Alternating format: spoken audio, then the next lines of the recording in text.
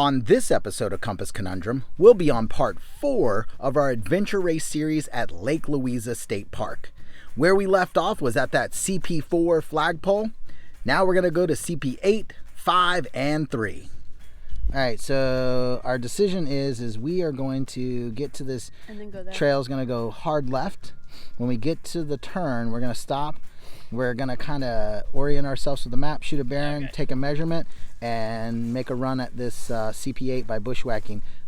So we managed to make it to the left-hand turn that we were looking for, and once we got to that left-hand turn, we shot a bearing, and what that means is we got out our map and our compass, and we determined the direction we needed to go. If you check the link above, I have a video that you can watch on how to shoot a bearing using a map and compass. I'm not great at it, so I'm going to let someone else teach you how to do it. Alright, so kind of got ourselves somewhat oriented with the map. It's not perfect, but I got my compass, so I know where north is.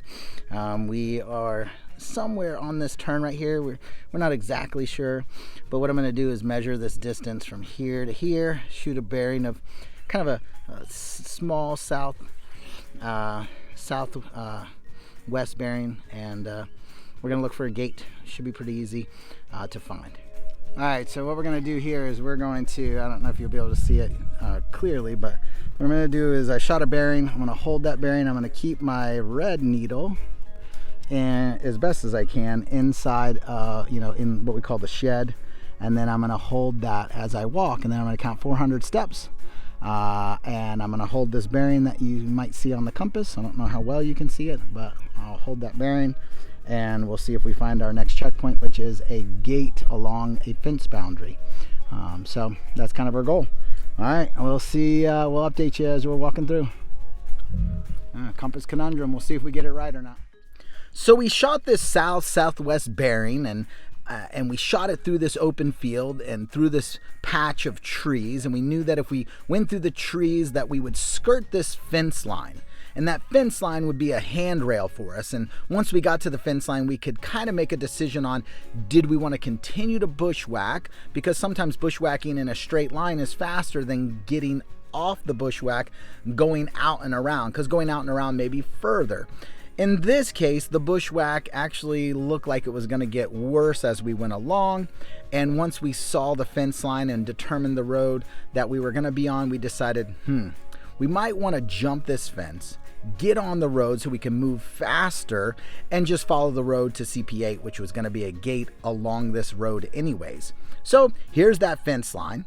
We're going to show you how we got over it, and then we're going to get on that road and we're going to boogie on down to that CP8. Looks like maybe a smart time to hop the fence, because we're not positive if this fence line goes along where that power line is.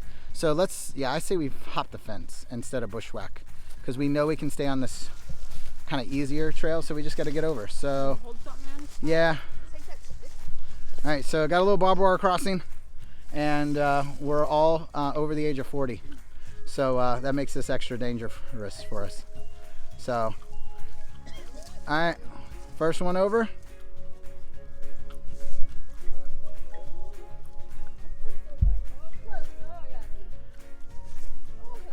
Oh yeah, if that ripped right there, that would have been better if this stick breaks. right.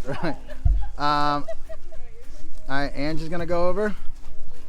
Now in race mode, we would probably be a little less caring and just going for it, but we're.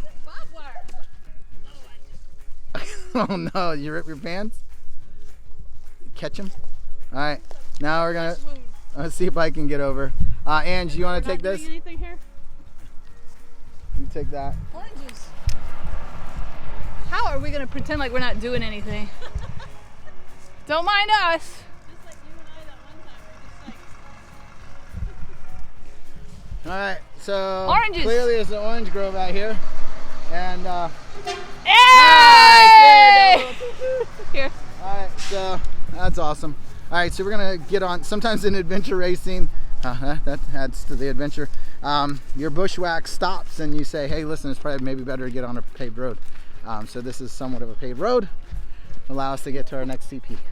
So we're looking for a gate. So I am covered. Another issue with bushwhacking is in Florida we have all these little, they're not sand spurs, they're like they're some kind of spur, but they're not sharp, but they stick everywhere, and so like they're all over me. They're everywhere.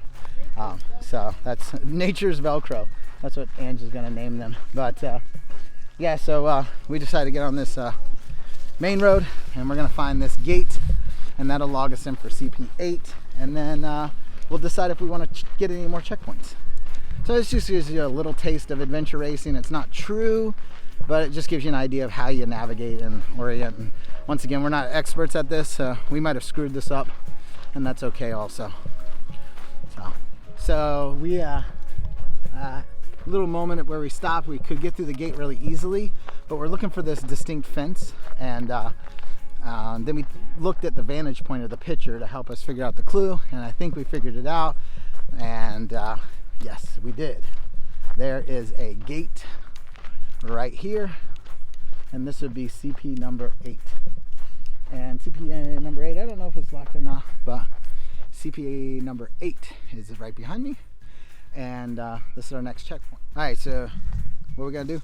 We're looking into just, we think we're gonna fall into here somewhere. Right. And then follow this one to that point, control point 5. Right. And then go this way, catch 3. And then come and back. then go back. Okay, so I'll do a measurement of that. All right. So we found CP8, and we have decided that we are going to try to pick up a couple more checkpoints. We're going to try to get CP5, which is right there, and CP3 before we head back and then go check into our campsite. So kind of got, not perfect, so if you are an adventure racer, don't knock on me because I'm not doing it perfectly. We're just trying to get from this gate here to that trail. So that way we can catch this trail. So it's about 500 steps.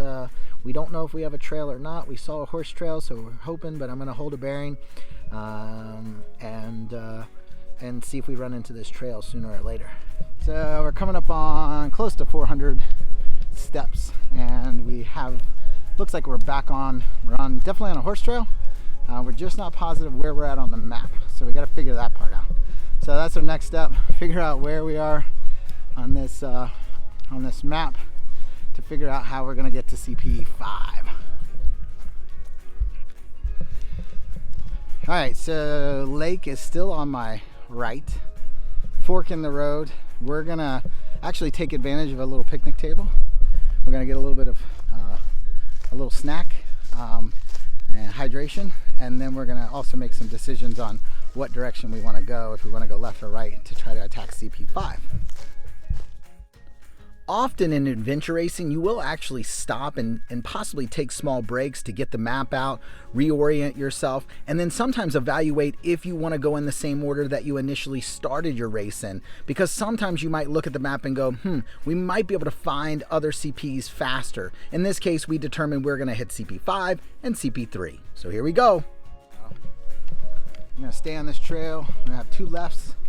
Then we're going to get to like kind of a fork in the road after the 2 lefts. At that point, I'll make a decision on making a distance, so we can get a distance and figure out how far we want to travel to get to CP5, which is the gauging station. So we'll see what that clue is supposed to look like, and we'll find it, and that'll be CP5, and then we'll tackle CP3, and that'll give us, 6 checkpoints that we were able to kind of do on this hike. So we're going to stay straight on this trail. It's a good thing we did because park ranger was on that trail, but we're safe. he wasn't going to hit us. We're about 4.5 miles into this event today. We figured we're going to probably log 8 miles today, which is good for us. It'll be fun.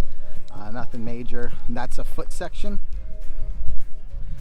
Yeah, these are what I was talking about. These are saw palmettos. Oh, we've had some run-ins with these guys in adventure racing because it never fails. We have a race director that'll be like, hey, you see, find the burnt down tree in the middle of the saw palmetto thicket. So yeah, you gotta run through these guys. So it's good to have long pants on when you're adventure racing. Might even wear some gaiters to protect your legs. and that's helpful. Now, every once in a while, race directors will do stuff like this. So basically, there was a third trail, but we also knew to kind of pay attention to the fact that the next turn we're looking for should have a left and a right, and there is no right. But what we did find is, it's kind of funny. We actually found these guys just randomly out here. Just some funny little dudes just sitting out here.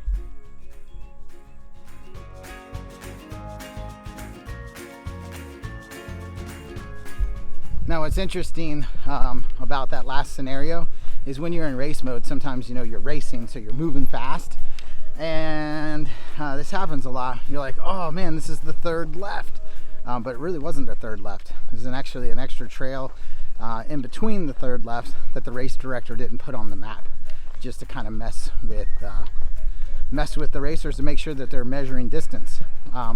We're not measuring distance right now, so we're actually going to look for a left and a right.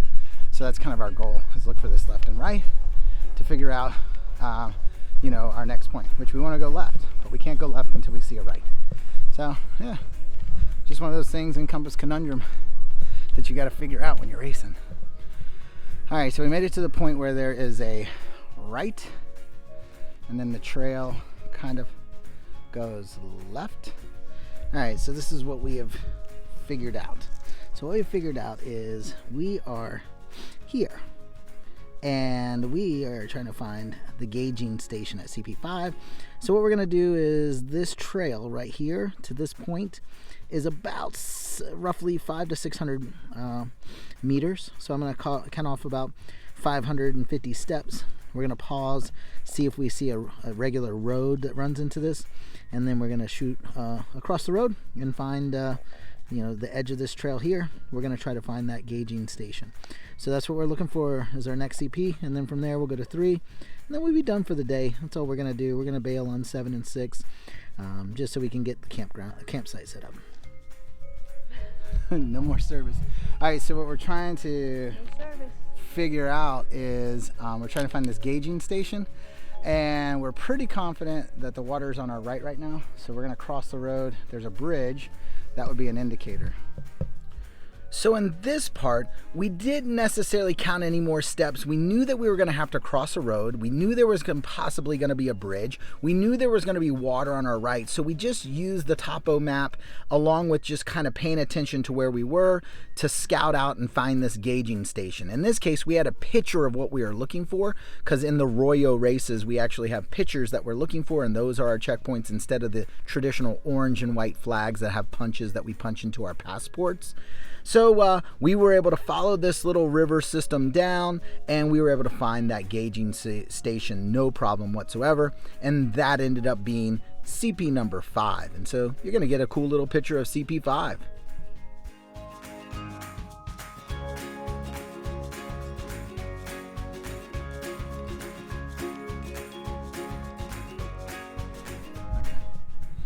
So we determined from here that we are going to travel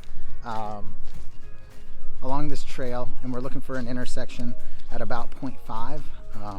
So once again, I'm not going to count this time. We're just going to hopefully track and figure out where we're at on this hike and kind of base it off of that. So sometimes when you're adventure racing, especially in this one, and sometimes when you're on foot and you're looking at the topo map, the topographical map of where you're traveling, sometimes you'll count steps, but when you feel like you're on a trail where you know where you're at and you're pretty confident with the type of trail that it is, you may actually stop counting and just use the landmarks and surroundings around you to get you where you're going. It's not always the best plan, because every once in a while a race director will throw in some extra or leave out some turns. But in this case, we were easily able to follow this trail. It was a great trail. We got to get some single track sections here. You know, we kind of went through these saw palmettos that were kind of tight, so that was kind of fun. You know, kind of some burnt out areas where there was new growth, and so just some beautiful scenery. Of course, it was a beautiful day out in the park at Lake Louisa. If you don't want to adventure race, I highly recommend checking out Lake Louisa State Park anyways. 20 miles plus of hiking, a wide range and variety of hiking that you can do there. So truly, it's a great, beautiful place to hike. But in this situation, we stayed on the trail, worked our way through this saw palmetto single track with some burnt out areas, moved into some oak hammocks and some other covered areas, and then finished out at the exercise trail. And that was our kind of our handrail that we were looking for. Is once we got to the exercise trail and found some of the exercise equipment, we knew we were in the right location. So that's what we're looking for as we're going along here. And well, you'll see in just a little bit, we got a little exercise in, so that's always fun.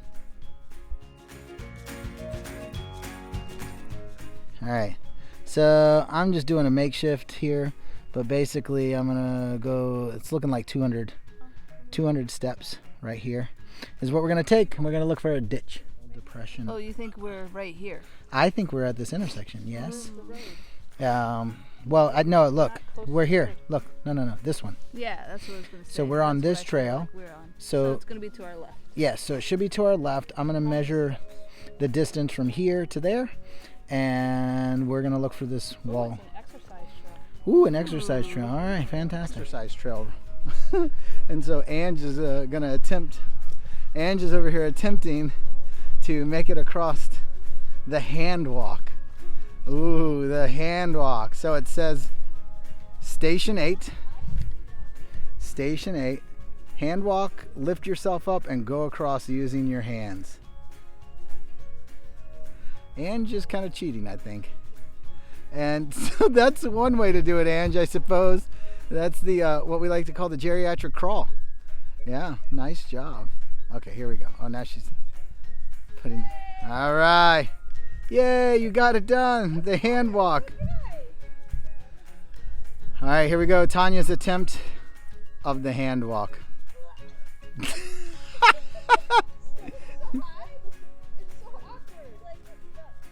All right. Round 2. Oh, Lord. All right. Here we go. All right.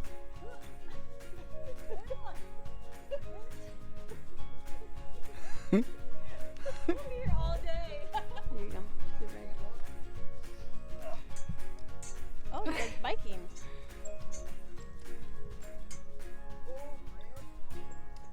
Show off.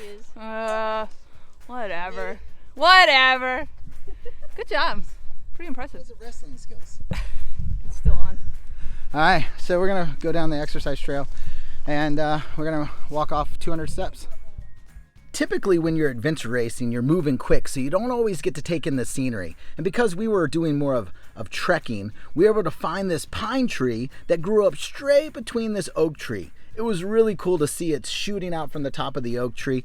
Ange spotted it, and I was like, man, what a cool find. So another cool part of adventure racing.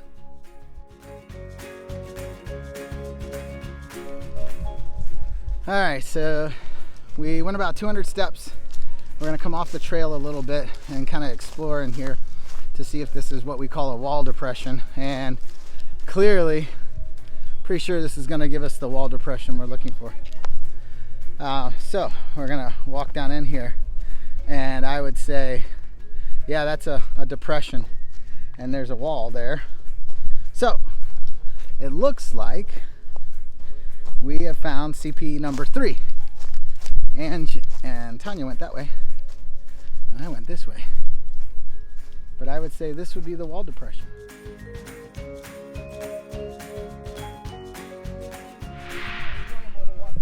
All right, so finish out this ROYO,